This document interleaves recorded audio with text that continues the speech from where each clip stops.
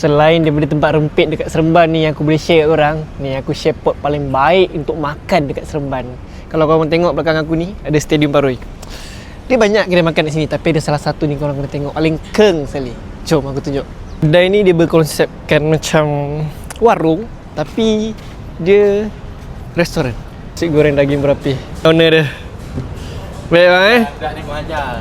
Special menu kat sini ada nasi goreng daging, caketiau and nasi ayam penyet. Tapi dia ada lagi goreng-goreng lain kalau korang nak. So saya tunjuk korang dia masak.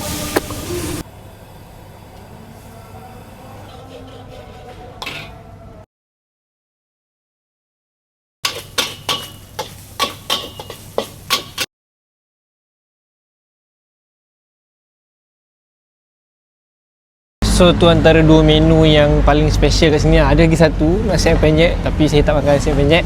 Saya makan ni dulu. Kalau datang sini tak try makan nasi goreng daging dengan caketiau Fuan ni, rugi. Tak pedas. Dan sedap elok. Korang nak tengok bukti kesedapan dia macam mana? Kau tengok. Licin. Dia apa dah? Sedap kan? Sedap. Sedap. So kalau korang nak order untuk buat live masak kat rumah ke, ataupun korang nak datang Negeri Sembilan nak makan makanan sedap, korang boleh datang kat sini. Cari je 100%. Caketiau Stadium Paroi. Ya.